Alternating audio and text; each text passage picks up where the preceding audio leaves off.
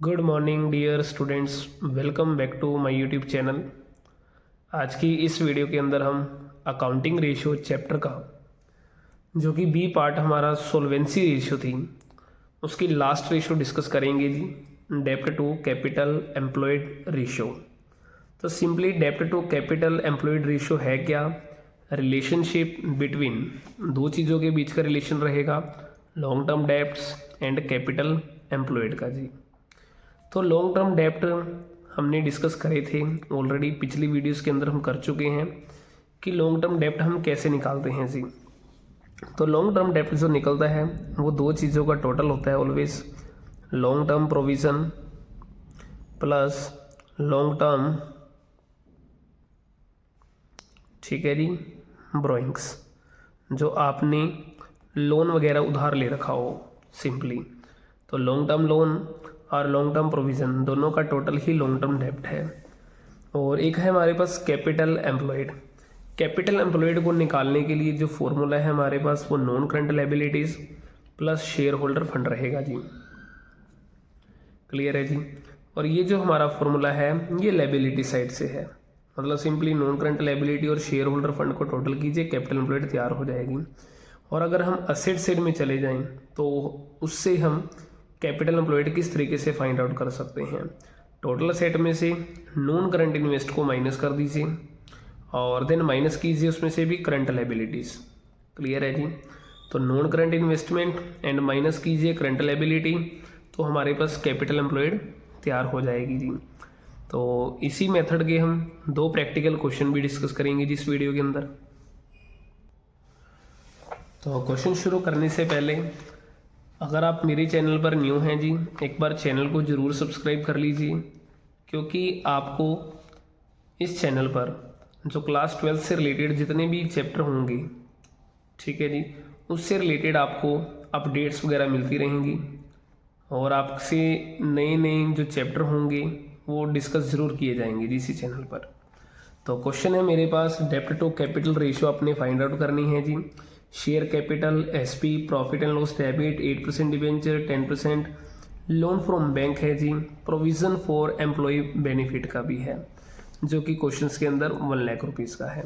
तो first number मैं क्या करूँगा जी, डेप्ट टू कैपिटल जो एम्प्लॉयड रेशियो है उसका फॉर्मूला है जी हमारे पास डेप्ट अपॉन कैपिटल एम्प्लॉयड।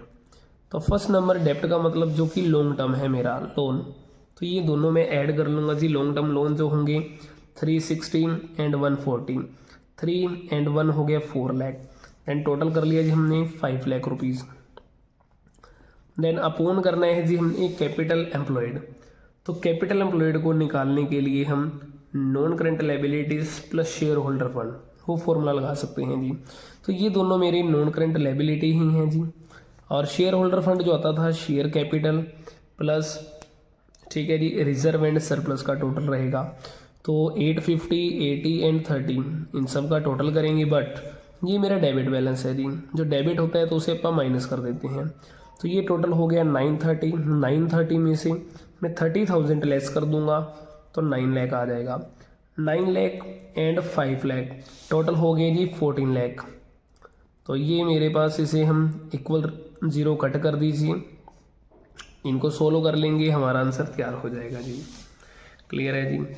नेक्स्ट एक क्वेश्चन और है हमारे पास जी, कैलकुलेट डेप्ट to capital employed ratio. Equity share capital, preference, debentures, 8% debentures redeemable हैं ऑन 30 सितंबर 2023 को, आपने ये रिडीम भी करने हैं। डिबेंचर रिडम्पशन रिजर्व जो DRR है हमें वो भी गिवन है, सरप्लस गिवन है, लॉन्ग टर्म प्रोविज़न गिवन है, आउटस्टैंडिंग एक्सपेंसेस भी गिवन है जी। तो फर्स्ट नंबर हम इस क्वेश्चन के लिए फॉर्मूला लिख लेंगे जी। फॉर्मूलाज रहेगा डेप्ट अपॉन कैपिटल एम्प्लॉयड। तो डेप्ट के अंदर हमारे पास सारे के सारे लॉन्ग टर्म लोन यूज़ करने हैं। तो फर्स्ट नंबर जो 7% डिबेंचर है वो मेरे लिए लॉन्ग टर्म रहेगा जी। और उसके बाद हमारे पास है जी लॉन्ग टर्म के जो प्रोविज़न हैं, और जो कि प्रोविज़न है इस क्वेश्चन के अंदर वो मेरे पास है जी 20,000 रुपीज़ का। तो टोटल जो मेरा हो गया जी 7,20,000 रुपीज़ जी। ठीक है जी। जो मेरा डेप्ट हो जाएगा तैयार वो हो जाएगा जी 7,20,000 50,000 अपोन में करना है हमें कैपिटल एम्प्लॉयड। और कैपिटल एम्प्लॉयड को निकालने के लिए मेरे फॉर्मूला है जो non current liability plus share holder fund करना है जी। तो ये मेरे पास शेयर होल्डर फंड है जी 11 लाख का, 7% मेरी नॉन करंट लायबिलिटी है। और हमारे पास जी एक नॉन करंट लायबिलिटी ये भी गिवन है, नो ये आउटस्टैंडिंग है, ये नॉन करंट लायबिलिटी है हमारे पास। क्लियर है जी।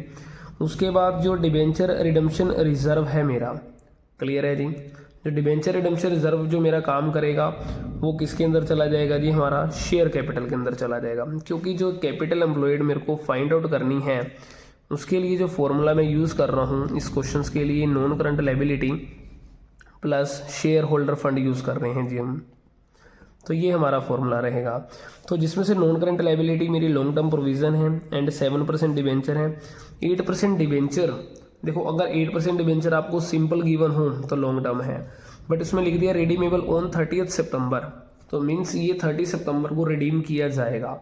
तो मतलब ये जो मेरा शॉर्ट टर्म रहेगा, करंट लायबिलिटी का पार्ट है, इसलिए इसे हम इंक्लूड नहीं करेंगे नॉन करंट के अंदर। ये मेरा 11 lakh rupees share holder fund का पार्ट है शेयर कैपिटल का, तो 11 लाख मेरे ये हो जाएंगे एक तो।